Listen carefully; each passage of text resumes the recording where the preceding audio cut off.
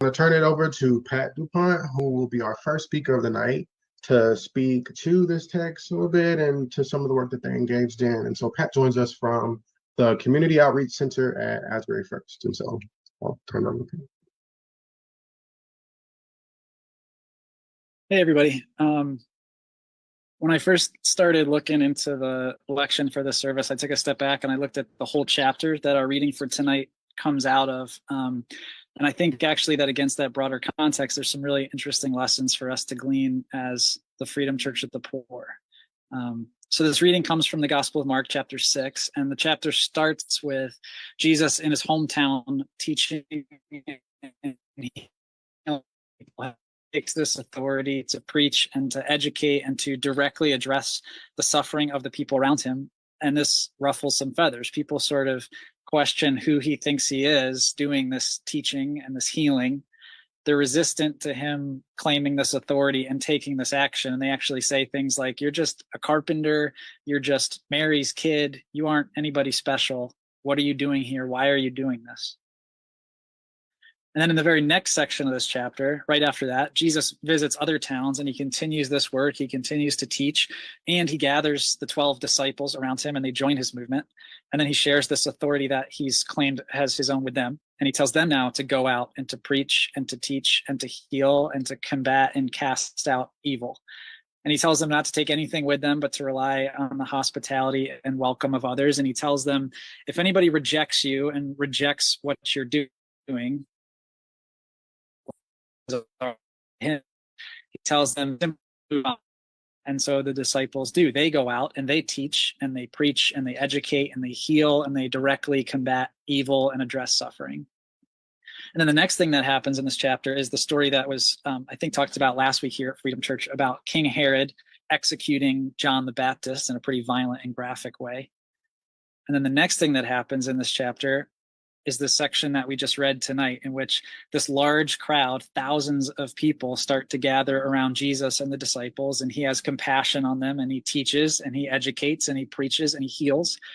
And then this section actually kind of brackets the miracle known as the feeding of the 5,000. It sort of jumps over it, but this entire crowd, thousands and thousands of people, share a meal. Thousands and thousands of people eat and are fed.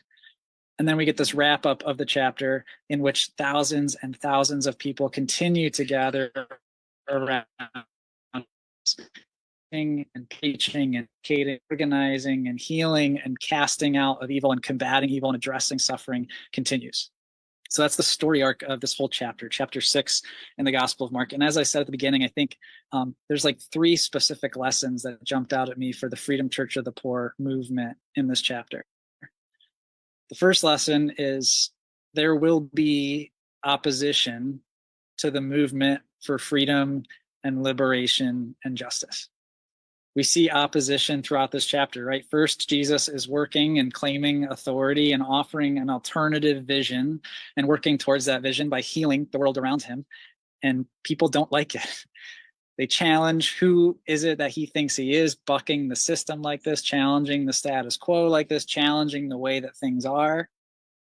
And then Jesus goes on to share this authority with the disciples and sends them out to engage in the same war.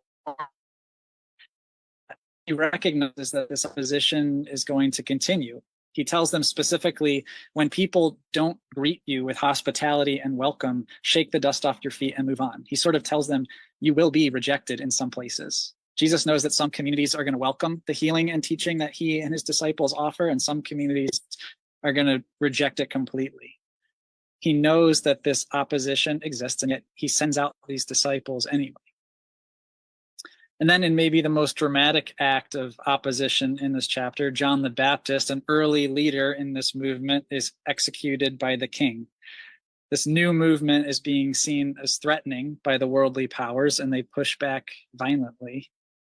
There's this very real opposition to the Jesus movement because it threatens to challenge the world and its systems as they currently exist. And this opposition exists in the form of Jesus's hometown neighbors, who themselves would actually probably know that Jesus is working to establish. And it exists in communities that recognize that their way of life will need to change in order for society to resemble the kingdom of God. And so they reject his disciples. And it exists all the way up to earthly kings whose reigns are diametrically opposed to the reign of God. Now, those of us who are in the movement, we know the truth that everyone benefits from the reign of God. Everyone benefits from freedom and liberation, even those who will ultimately lose worldly power and lose worldly wealth, because we recognize that fullness of life is not found in those things. We know that all of our well-being is tied together, and that if anyone suffers, we all suffer. But that doesn't mean that everyone recognizes that truth yet. And that doesn't mean that there won't be opposition. This chapter tells us pretty clearly that there will be. Lesson number 2. While there is very opposition, this movement can flourish among the poor and the sick and victims of evil and oppression. Over the course of this chapter, the movement grows from Jesus to Jesus and his disciples to thousands upon thousands of people, even in spite of the direct and violent opposition that it's facing. The people for whom this movement is particularly good news are drawn to it, and the movement steadily grows, even just across this one chapter. A movement that hinges on healing for the sick will catch fire among the sick. A movement that hinges on food for the hungry will catch fire among the hungry. A movement that hinges on evil and oppression being cast out will catch fire among those who have been captive to evil and oppression. Jesus' movement grows and grows throughout this chapter because he's seeking out an audience who knows what he's talking about and ministering against in an intimate and personal way. The movement flourishes among the poor and dispossessed and cast aside. And lesson number 3, in places where concrete needs are met and where injustices are addressed in dignified and compassionate ways, the poor and dispossessed will gather. And wherever the poor and dispossessed gather, concrete needs will be met and injustices will be addressed in a dignified and compassionate way. And here's where we get to the projects of survival theme of this season within the life of the Freedom Church of the Poor. And it's sort of, for me, I think, a chicken and egg kind of situation. From the beginning, Jesus's movement includes direct addressing of suffering people's struggles and situations. He heals and casts out demons, and he gives the authority to his disciples to go out and to do the same. He feeds people, and this informs the people that they're connecting and organizing with, suffering and struggling people. But I think also as the movement grows, we recognize that when people who are scarcity will naturally understand and respond to that scarcity with programs of abundance. Organizing and teaching and preaching and educating and movement growth happens through projects of survival, and projects of survival naturally develop as the movement grows and people gather. Projects of survival keep people alive and create spaces for organizing and movement building to take place. And the movement offers people increased opportunity for ongoing life and survival. So lesson number 1, there will be opposition to the movement for freedom and liberation and justice. Lesson number 2, while there is opposition, this movement can flourish among the poor and the sick and victims of evil and oppression. And lesson number 3, in places where concrete needs are met and where injustices are addressed in dignified and compassionate ways, the poor and